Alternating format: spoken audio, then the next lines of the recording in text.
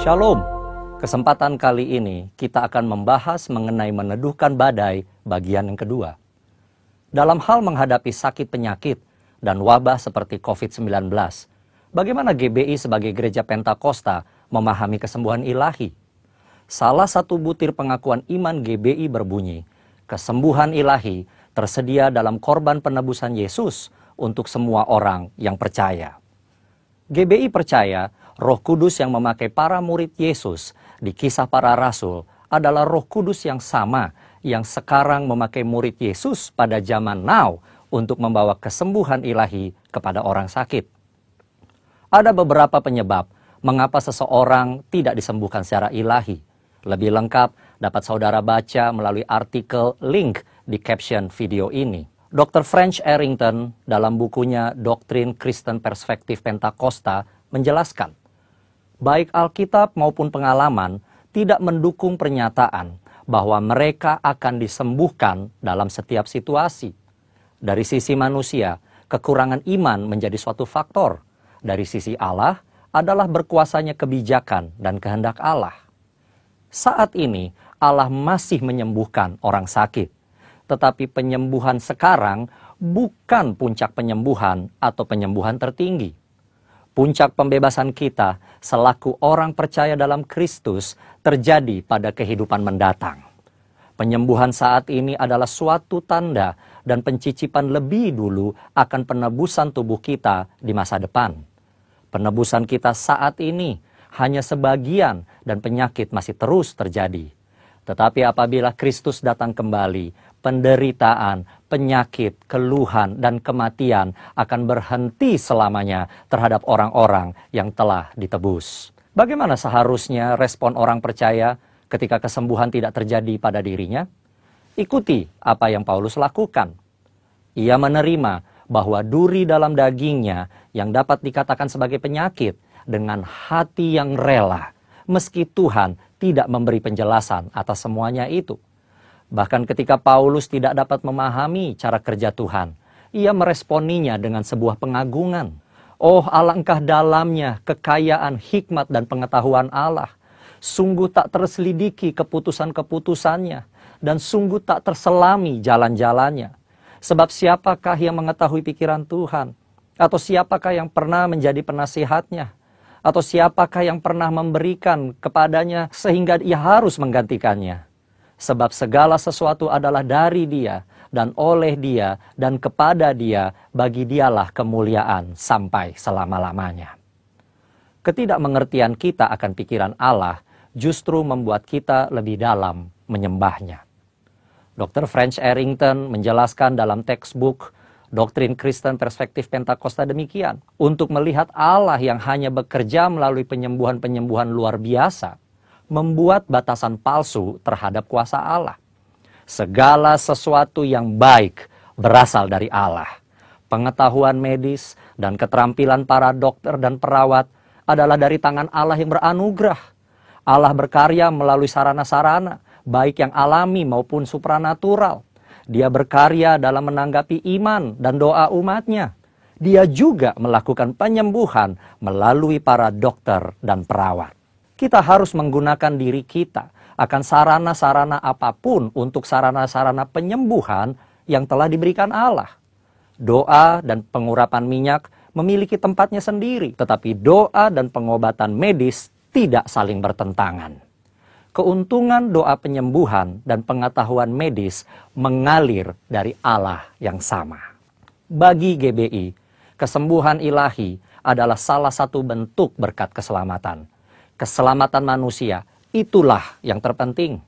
Inilah juga yang dilakukan oleh keluarga besar GBI Jalan Jenderal Gatot Subroto, Jakarta. Melalui Healing Movement Crusade, pemberitaan keselamatan selalu menjadi agenda utama. Pelayanan kesembuhan ilahi adalah tanda-tanda yang menyertainya. Gereja digambarkan sebagai tubuh yang memiliki banyak anggota dengan fungsi yang berbeda-beda.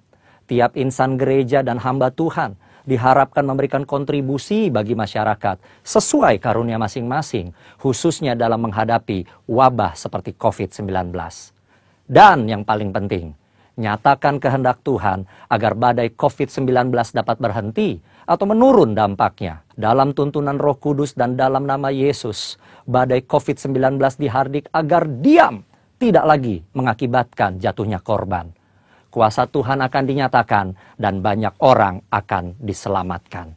Tuhan Yesus memberkati.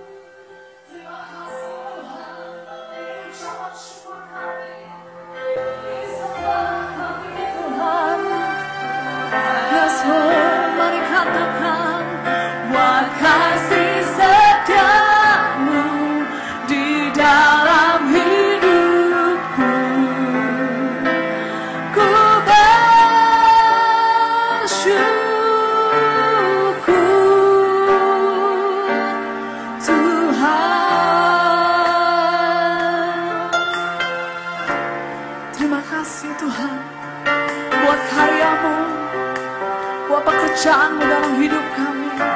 Kami mau mengatakan bersama-sama, banyak yang Kau perbuat di dalam hidup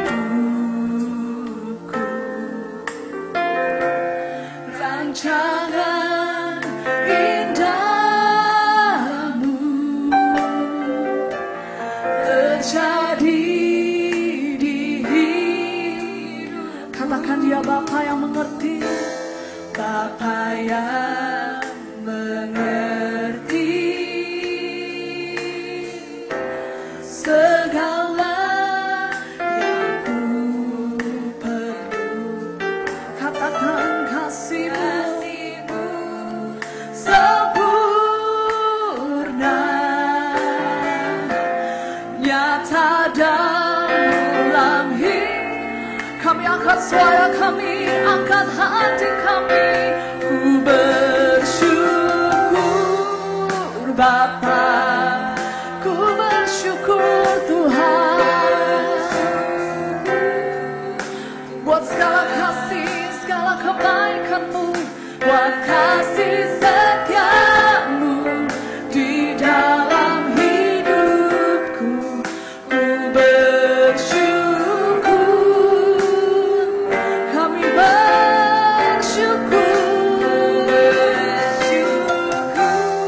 Yes, Lord.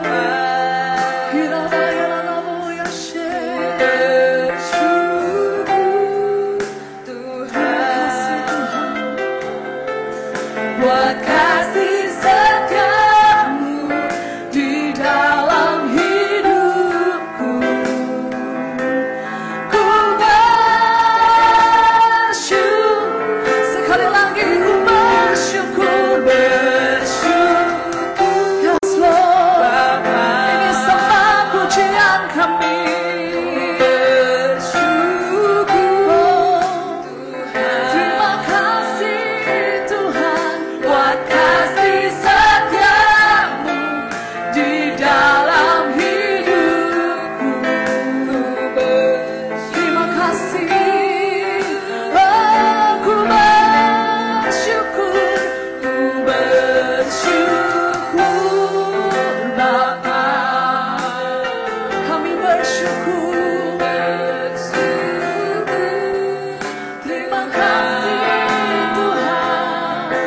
Buat kasih setiamu di dalam hidupku. Ku bersyukur, ku bersyukur, kami bersyukur Tuhan. Ku bersyukur.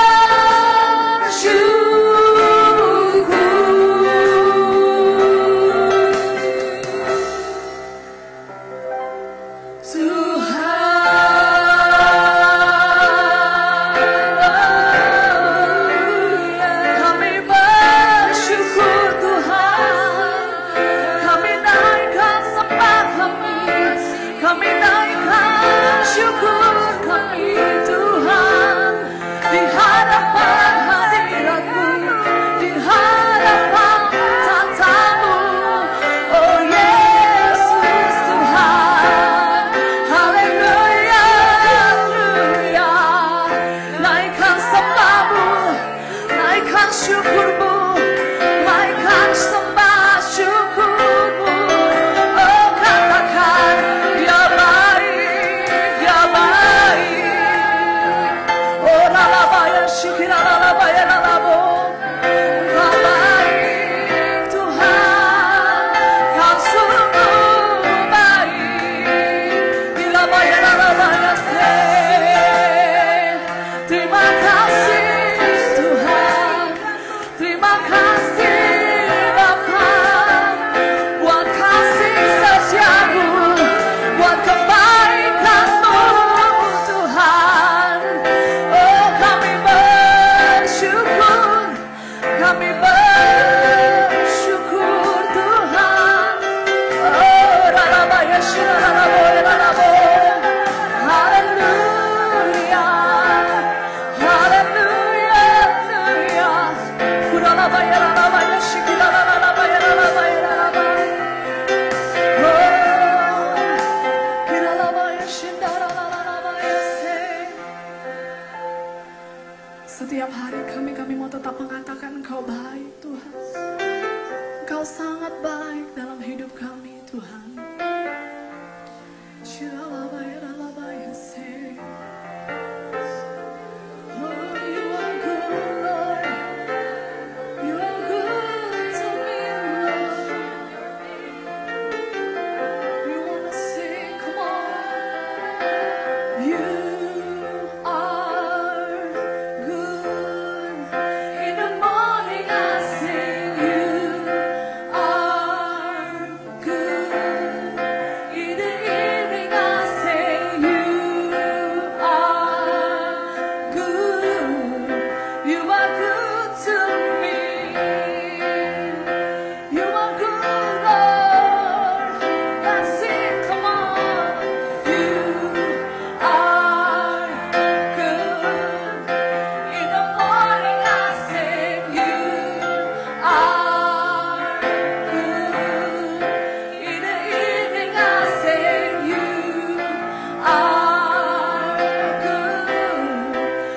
are good to me. Mari sekali lagi, sing you are good, Lord. Let's sing you are good. In the morning I sing you are good. In the evening I sing you are good. You are good to me. Yes, Lord, you are good, you are good. Say now, you are good. In the morning I sing you are. Sing, come on, sing it out. In the evening I sing you. Mari katakan dia baik, Tuhan, you are good to me. One more time, sing it out. You are good, Lord. You are good. In the morning I sing you are good. In the evening I sing you are good. You are good to me. I believe everything will get better, Lord. Sing it out, come on. You keep on getting better. Keep on getting better. Sing, come on, sing it out. We want to sing about your goodness, Lord. Sing, keep on getting better. Keep on getting better, Lord. Keep on getting better. Keep on getting better. We want to sing, come on, Lord. You are good, Lord. We want to sing about your glory. Keep on getting better. One more time, sing it out. Keep on getting better. Keep on getting better. One more time. Keep on getting better. Keep on getting better. Keep on getting better. Keep on getting better. We want to sing that you are good. In the morning I sing you are. Even in the evening I sing you are good. You are good to me. We want to sing you are good, Lord. Come on. You are good. In the morning I sing you are good. In the evening I sing you are good. You are good to me. You are good, Lord.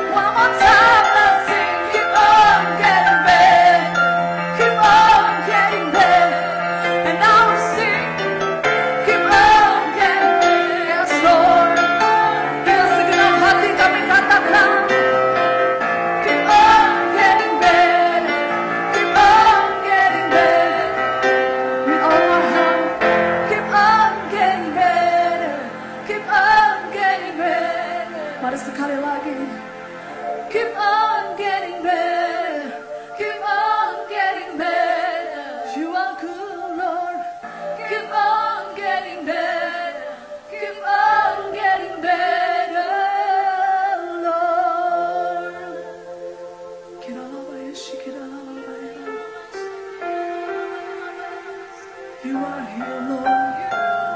You are here, Lord.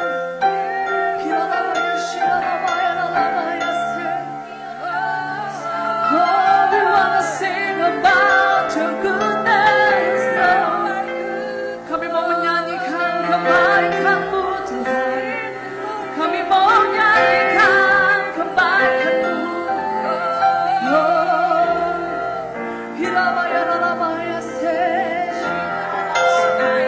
you are good. You are good. You are good, Lord. You are good. You are good, Lord. We want to sing. You are good. We want to sing about your goodness. We want to sing about your glory, Lord.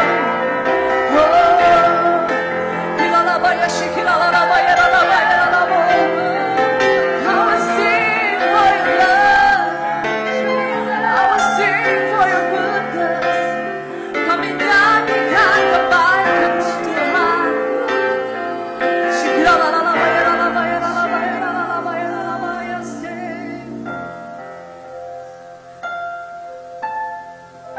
Biar mulut kami, bibir kami terus menyatakan kebaikan Tuhan.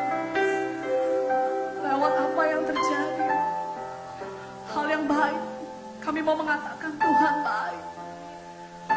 Apapun yang terjadi dalam hidup kami mau menyatakan You are good, Lord. Kamu baik, Tuhan. Kau baik buat kami. Let's sing, come on. God, you're so good. God, you're so good. Oh, we sing it out. You're so good. You're so good to me.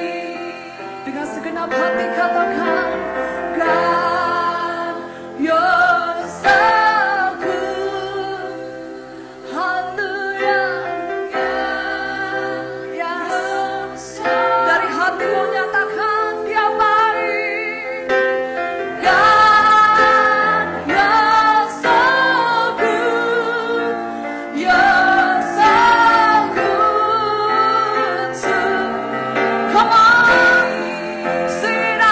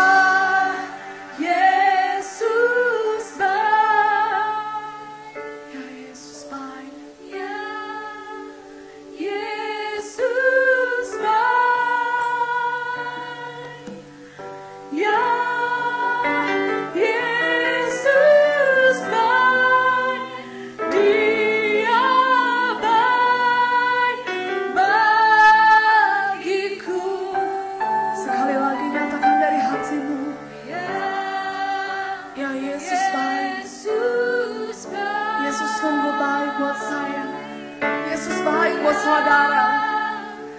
Yesus baik buat semua. Ya Yesus baik. Ya Yesus baik. Dia baik bagiku. Dia baik bagiku. Dia baik bagiku. Haleluya. Terima kasih Tuhan. Engkau sangat baik, teramat baik buat setiap kami Tuhan. Dari hati kami terus menyatakan kebaikan-Mu tidak pernah berubah. Kuasa-Mu tetap sama Tuhan. Dan kami tahu kami menyembah Allah kami yang hidup. Kami menyembah Allah kami yang dahsyat. Terima kasih Tuhan. Kalau sebentar kami akan dengarkan kebenaran firman Tuhan. Biar Tuhan jamah lidah bibir hamba-Mu yang menyampaikan. Biar apa yang disampaikan menjadi isi hati Tuhan. Apa yang disampaikan menjadi kerinduan Tuhan untuk setiap jemaat. Terima kasih Bapak, terima kasih Tuhan. Kami mau buka hati kami Tuhan. Kami mau dengarkan kebenaran firman-Mu. Kami tahu kebenaran-Mu akan memerdekakan setiap kami. Membebaskan setiap kami. Memberikan setiap kami kekuatan. Memberikan pengharapan buat mereka yang putus pengharapan. Dan kami percaya semuanya di dalam nama Tuhan kami, Yesus Kristus. Mari sama-sama yang percaya katakan, amin. Haleluya, haleluya. Yesus luar biasa baik, Yesus dahsyat, Yesus ajaib. Tuhan kita memang Tuhan yang luar biasa, Bapak Ibu Saudara sekalian. Sungguh bersyukur kita bisa berkumpul kembali pada hari Minggu yang indah ini. Kapanpun, apapun yang terjadi dalam kehidupan kita, Allah turut bekerja dalam kehidupan kita. Pada pagi hari ini saya ingin menyampaikan bagaimana kita melihat persoalan bukan dengan cara pandang kita, tetapi dengan perspektifnya Tuhan. Melihat dengan cara pandang Tuhan. Ada apa di balik ini semua? Bapak Ibu Saudara sekalian yang dikasihi Tuhan, saya ingin mengajak kita untuk membuka kitab Mazmur pasal 73 ayat yang pertama sampai dengan ayat yang ke-24 saja. Demikian firman Tuhan.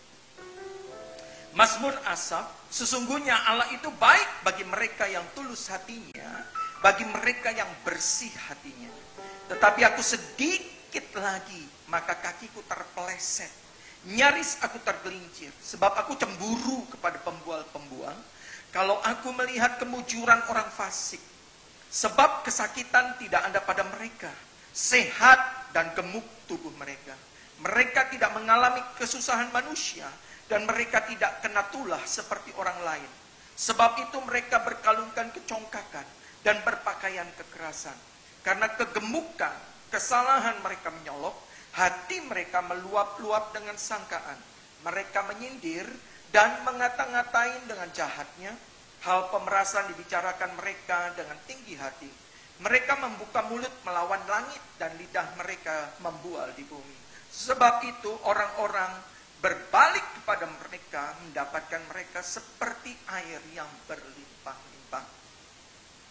Dan mereka berkata, bagaimana Allah tahu hal itu? Adakah pengetahuan pada yang maha tinggi? Sesungguhnya itulah orang-orang fasik, mereka menambah harta benda dan senang selamanya. Perhatikan ayat yang ke-13. Sia-sia sama sekali aku mempertahankan hati yang bersih dan membasuh tanganku tanda tak bersalah. Namun sepanjang hari aku kena tulah dan kena hukum setiap pagi. Seandainya aku mau berkata-kata seperti itu, maka sesungguhnya aku telah berkhianat kepada angkatan anak-anakku. Tetapi ketika aku bermaksud untuk mengetahui, perhatikan ayat ini. Tetapi ketika aku bermaksud untuk mengetahui, Hal itu menjadi kesulitan di mataku. Sampai aku masuk ke dalam tempat kudus Tuhan dan memperhatikan kesudahan mereka. Sesungguhnya di tempat-tempat licin kau taruh mereka. Kau jatuhkan mereka sehingga hancur. Betapa binasa mereka dalam sekejap mata, lenyap habis oleh karena kedahsyatan. Seperti mimpi pada waktu terbangun, ya Tuhan. Pada waktu terjaga, rupa mereka kau pandang hina. Ketika hatiku merasa pahit dan buah pinggangku menusuk-nusuk rasanya. Aku dungu dan tidak mengerti seperti hewan aku di dekatmu. Tetapi aku tetap di dekatmu. Engkau memegang tangan kananku. Dengan nasihatmu engkau menuntun aku. Dan kemudian engkau mengangkat aku ke dalam kemuliaan. Bapak ibu saudara sekalian yang dikasihi Tuhan. Kita membaca Mazmur pasal 73 ayat yang pertama sampai ke 24. Ini menggambarkan kehidupan seorang dari suku Asaf. Suku Asaf ini keturunan Lewi, saudara-saudara. Menurut Alkitab, dia anak Gersom, cucunya Lewi. Nah, Bapak Ibu saudara sekalian yang dikasihi Tuhan, dia bertugas sebagai penyanyi atau WK. Dan pemain musik semua keluarganya adalah turunan Lewi yang memegang dan dipercayakan untuk memainkan musik untuk ibadah di bait kudus Tuhan. Orang yang sungguh-sungguh hidup bagi Tuhan hampir saja meninggalkan Tuhan. Hampir saja meninggalkan pelayanan.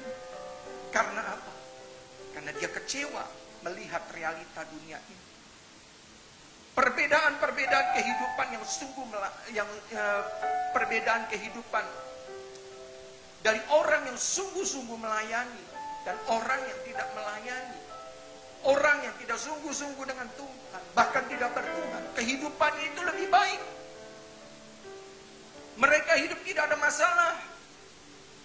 Boleh dikatakan orang fasik, tapi kehidupan mereka fine-fine aja. Makan cukup, bukan sekedar cukup, tetapi kehidupan mereka berkelimpahan. Seringkali pandangan mata kita ini seperti Asaf ini, saudara-saudara. Kita melihat kenyataan yang terjadi sekitar kita membuat kehidupan kita menjadi tawar, menjadi kecewa, iri, bahkan marah. Kita sendiri mungkin berpikir, kita khawatir dengan kehidupan kita, masa depan kita. Kita hidup pesimis, rasanya sudah tidak ada harapan dan tidak ada masa depan. Atau dikatakan madesu, masa depan suram. Apalagi dalam keadaan-keadaan seperti ini, Bapak Ibu sekalian. Sehingga kita mulai membanding-bandingkan kehidupan kita dengan kehidupan orang lain di sekeliling kita. Seringkali kita membandingkan. Karena apa? Ketika kita mulai membandingkan kehidupan kita dengan orang lain, itu pertanda bahwa kehidupan kita ini sedang penuh dengan kekecewaan, penuh dengan ketawanan. Ada rasa iri hati melihat orang yang lebih baik daripada kita.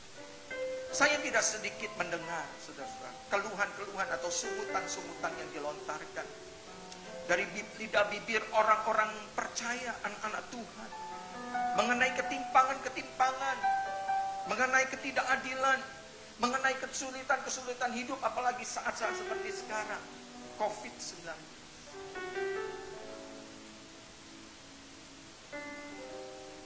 Ini hal ini sama seperti Bani Asaf, sama seperti Asaf. Dia bukan siapa-siapa, dia bukan orang sembarangan, dia anak Tuhan, dia hamba Tuhan, orang pilihan Tuhan. Dia melayani, puji-puji baik. Saya mau katakan ini adalah realita atau pandangan secara umum terhadap keadaan yang terjadi di depan kita. Tetapi pada dasar orang seperti yang tadi saya katakan, ketika orang mulai membanding-bandingkan kehidupan, itu pasti ada rasa kecewa, rasa terluka di dalam hati. Nah, saudara-saudaraku yang dikasihi Tuhan,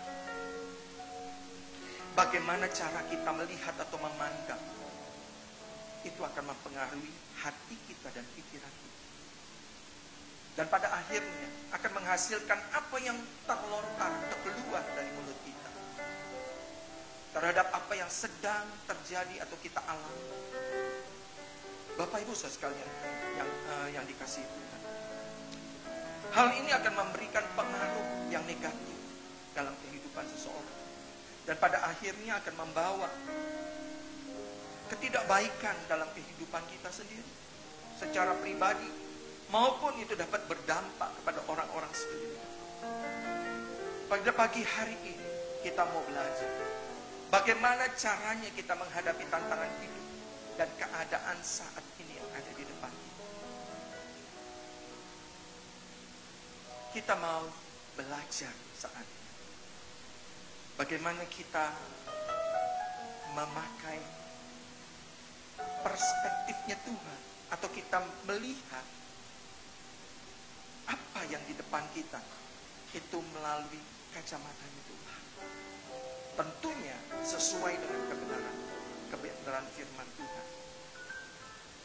Kita belajar bagaimana untuk tidak memakai pandangan kita sendiri, tetapi kita mulai belajar pakai perspektifnya Tuhan, dari kacamata Tuhan. Pada pagi hari ini kita mau belajar bagaimana kita bisa masuk dan kita mau bisa dapat untuk memandang dengan kacamatanya Tuhan. Yang pertama, Roma pasal 8 ayat 28. Kita tahu sekarang bahwa Allah turut bekerja dalam segala sesuatu untuk mendatangkan kebaikan bagi mereka yang mengasihi, yaitu bagi mereka yang terpanggil sesuai dengan rencana Tuhan. Jadi yang pertama, kita harus percaya setiap kejadian yang Tuhan izinkan di dalam kehidupan kita, bahwa Tuhan turut bekerja untuk mendatangkan kebaikan. Sekali lagi, yang pertama, percayalah Tuhan turut bekerja dalam segala hal untuk mendatangkan kebaikan. Tuhan tidak pernah merencanakan kehidupan saudara-saudara dan saya mengalami malapetaka, bencana atau kesialan. Karena saya berani katakan, di dalam setiap aspek kehidupan kita itu ada Tuhan. Dia tidak pernah meninggalkan kita barang sekejap pun. Karena apa? Karena Dia Bapa kita. Namanya Bapa, Dia tidak akan pernah meninggalkan anak-anak. Walaupun itu mungkin ada sesuatu yang tidak enak terjadi dalam kehidupan kita, Bapak, Ibu, dan saya harus percaya bahwa itu atas izin Tuhan dapat terjadi. Dan kita harus mengerti, kalau sesuatu yang tidak enak terjadi dalam kehidupan Bapak, Ibu, dan saudara sekalian, itu merupakan satu proses dalam kehidupan kita, agar kita bisa tambah dewasa. Kita menjadi lebih dewasa di dalam Dia untuk mengenal Tuhan sebagai sumber kehidupan kita, berakar di dalam Dia. Saudara-saudara, ujian akan membuat kita lebih berakar di dalam Dia, dan kehidupan kita akan mengalami bukan hanya berakar, tapi berbuah lebat dalam kehidupan. Yang selanjutnya, mungkin pada waktu Tuhan izinkan sesuatu yang tidak enak terjadi dalam kehidupan kita, itu artinya Tuhan sedang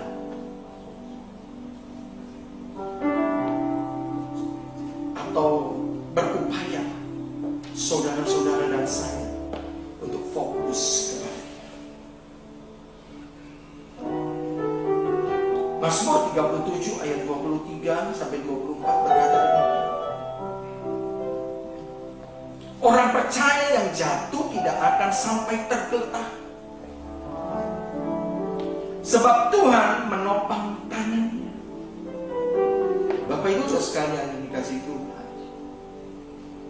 ayat selanjutnya ayat 25 dan 26 berkata, dahulu aku muda, sekarang telah menjadi tua, tetapi tidak pernah tuh kulihat orang benar ditinggalkan, atau anak cucunya meminta-minta roti.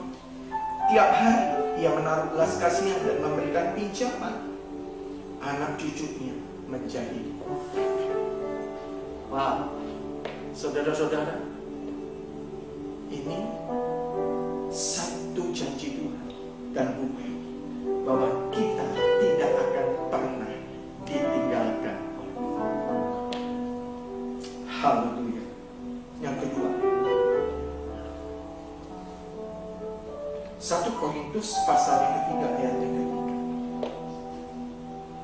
Karena kamu masih manusia duniawi, sebab jika di antara kamu ada iri hati dan perselisihan, bukankah hal itu menunjukkan bahwa kamu masih manusia duniawi dan bahwa kamu hidup secara manusiawi?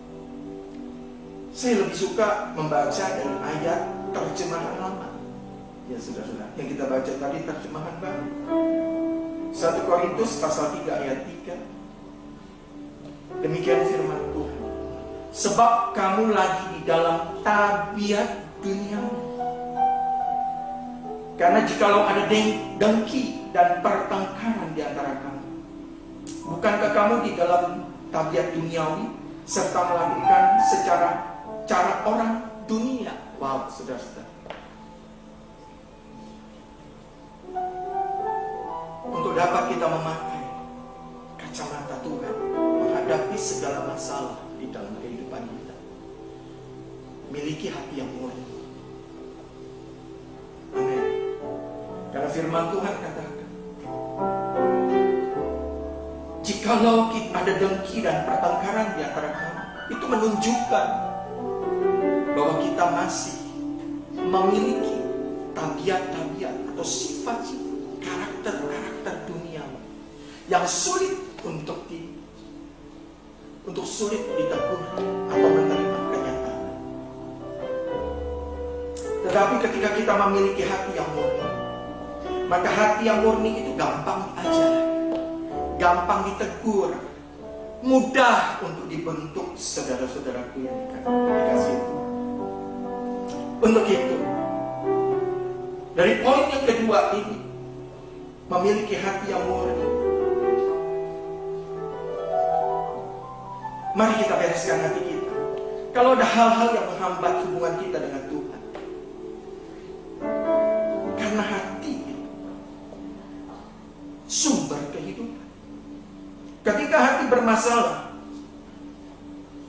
maka hidup kita akan penuh dengan masalah, saudara, dan akan menyulitkan hubungan kita dengan Tuhan. Hati yang penuh dengan kekecewaan, hati yang penuh dengan kepahitan, contohnya, itu akan menghambat hati kita menjadi tanah yang gembur untuk ditaburi dan ajar oleh firman Tuhan. Mari Bapak Ibu sekalian, hati yang bersih itu mudah untuk terima teguran. Teguran jikalau kita ada kesalahan, itu membangun dan menyadarkan kita. Ditegur, apalagi ditegur oleh firman Tuhan, maka akan mengakibatkan kita mudah untuk bertobat. Hati yang murni mudah untuk dibentuk oleh Tuhan, sesuai dengan rancangannya Tuhan, apa yang Dia ingin. Bapak Ibu sekalian, sebaliknya, jikalau hati kita masih penuh dengan kerikil, masih penuh dengan masalah, sangat sulit untuk menerima teguran. Mungkin ketika ditegur kita akan berkata, siapa lo berani negur-negur gue?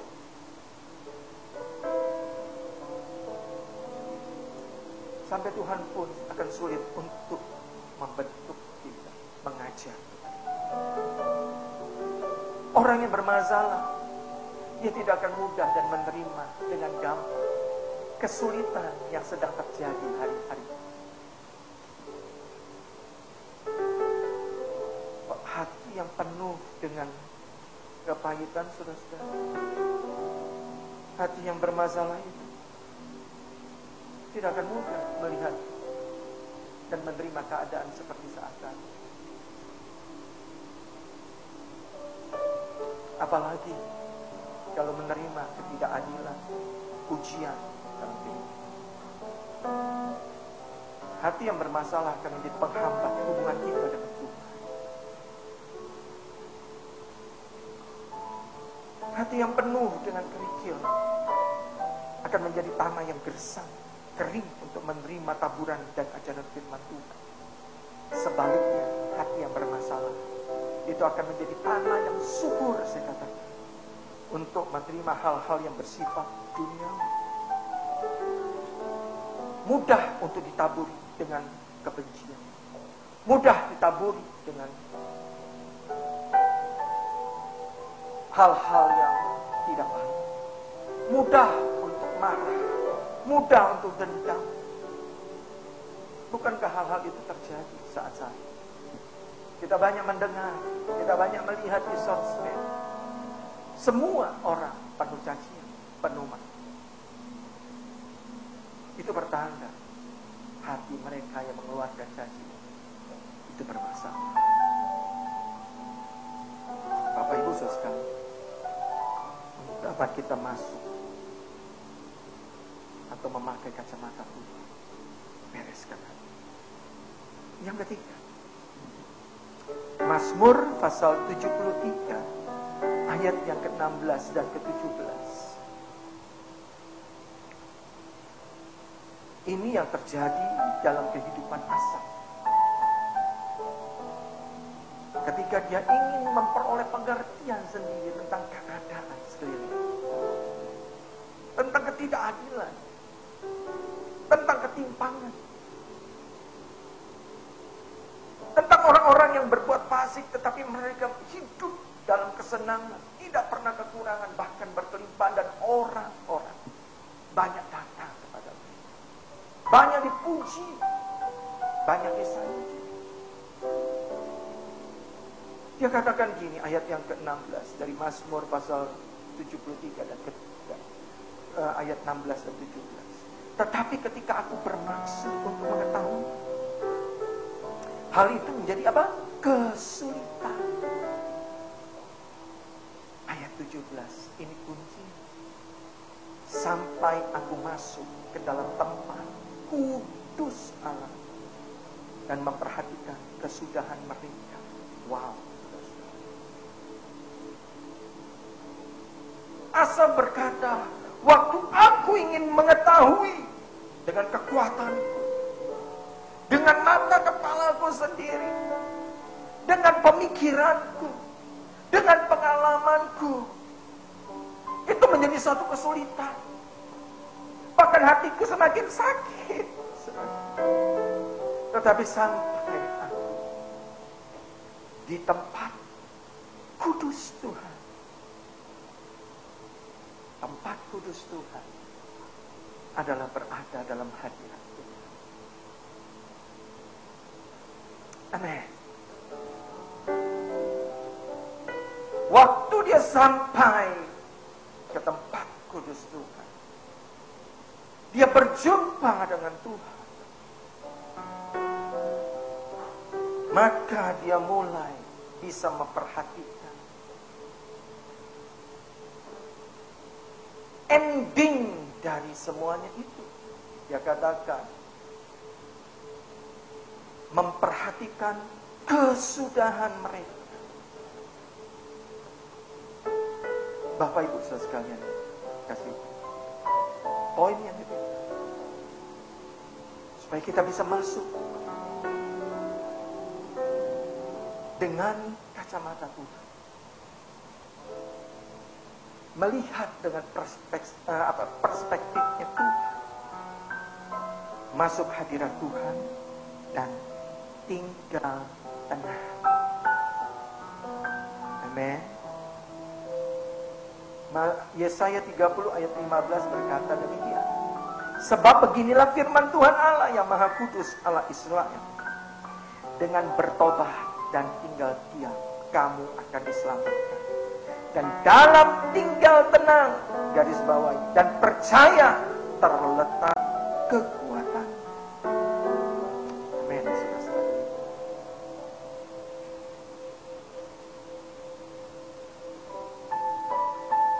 Menghadapi realita dunia ini,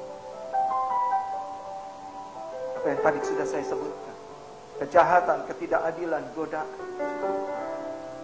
Ketika kita mulai pakai kekuatan kita sendiri, akan membuat kita semakin panik, semakin pesimis, semakin takut, semakin khawatir, semakin terintimidasi. Tidak ada harapan dan masa depan. Tetapi ketika kita berjumpa dengan Tuhan, ada dalam hadirat Tuhan, di situ kita akan di-refresh oleh Tuhan. Kita akan bisa melihat bagaimana kesudahan mereka. Mereka ditaruh di tempat batu licin. Sebentar mereka bilang, bukankah dunia ini akan menuju pada kebinasan? Realita dunia, semua fana, akan hancur, akan binasa. Tidak ada yang kekal. Semua akan jatuh.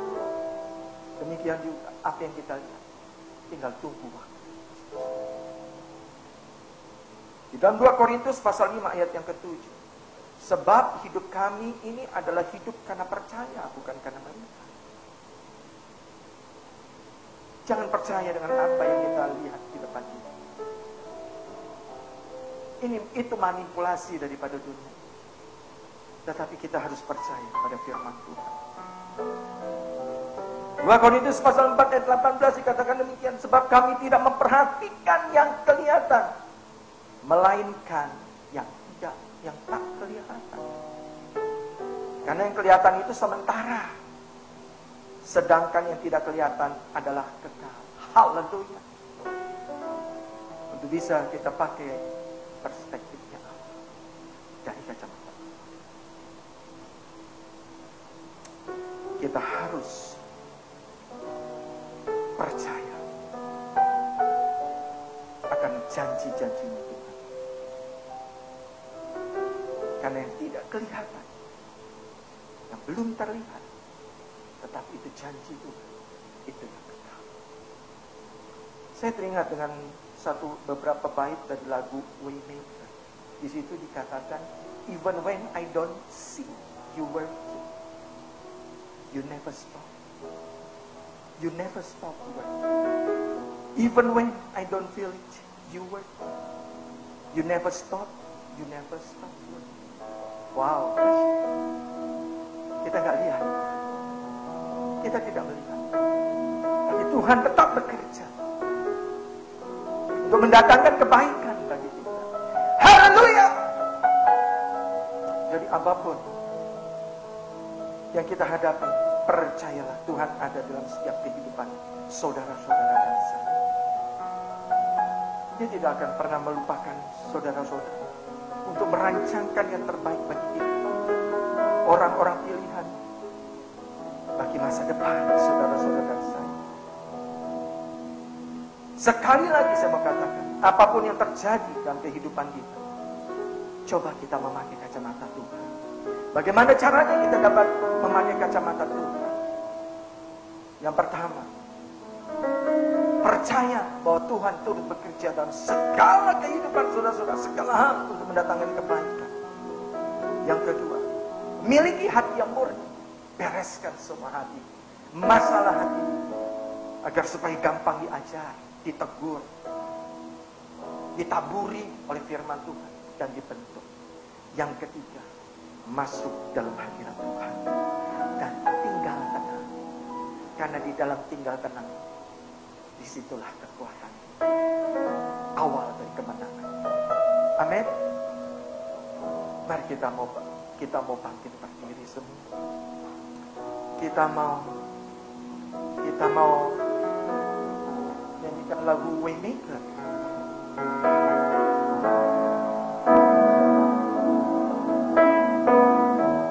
Kita nyanyikan lagu Waymaker, saudara-saudara.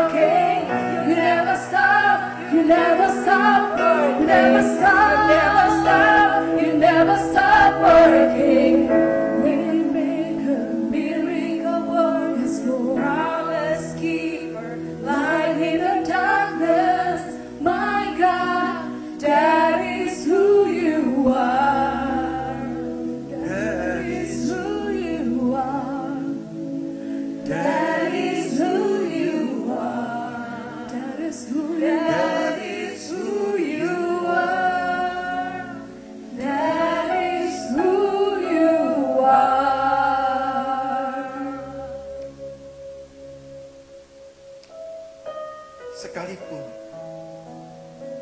kita tidak melihat Tuhan sedang bekerja dalam hidup. Sekalipun mungkin engkau tidak dapat merasakan, di dia tengah melakukan satu hal yang besar. Tetapi percayalah, Tuhan kita tidak pernah tinggal diam. Dia selalu bekerja. Dia selalu aktif di dalam kehidupanmu dan saya untuk mendatangkan kebaikan.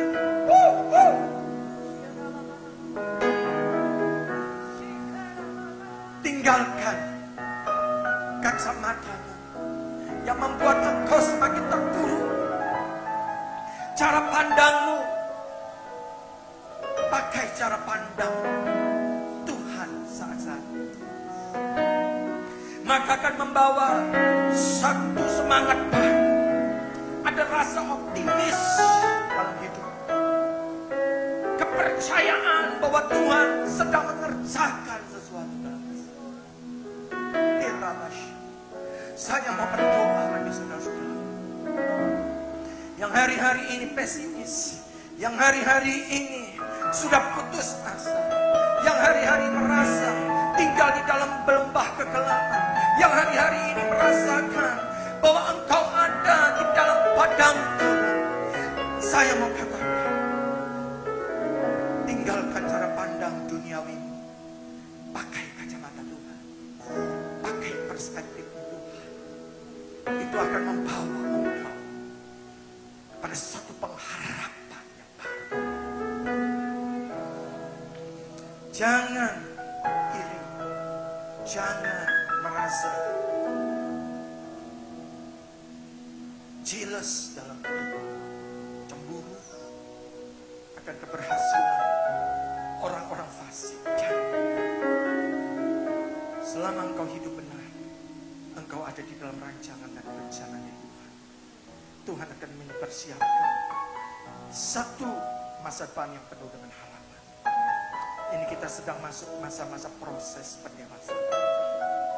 Bapa, berkati setiap orang-orang yang mendengarkan firman. Jikalau ada yang mereka membutuhkan kekuatan, jikalau ada di antara mereka yang membutuhkan pertolongan, dalam nama Yesus, turunkan tangan, bekerja dalam kehidupan mereka, berkati kehidupan mereka, sembuhkan yang sakit, lepaskan yang terikat, lepaskan yang terbelenggu, di dalam nama Yesus, lepaskan yang terpaitan, lepaskan yang ada dalam ketawaan, dalam nama Yesus, berikan kelegaan, berikan kemerdekaan. Terima kasih ya Bapa. Hamba serahkan semua ke dalam tangan. Terima kasih untuk ibadah pada pagi ini. Mari kita angkat kedua tangan. Berkat damai sejahtera, sukacita, kasih karunia dan anugerah Tuhan yang berlimpah dari tahta Allah Bapa dan Kristus Yesus Tuhan mengalir memenuhi kehidupan kita. Mulai di dalam Kristus Yesus Tuhan, melalui Roh Kudus yang membawa kepada kita kepada satu pengharapan-pengharapan yang baru, berkat-berkat yang baru, kemenangan, keberhasilan, masa depan yang baru. Dan itu boleh terjadi mulai saat ini sampai Maranatha. Tuhan Yesus datang kembali menjemput kita di bawah, bahkan sampai selama-lamanya kita hidup. Yang percaya dan berkati sama-sama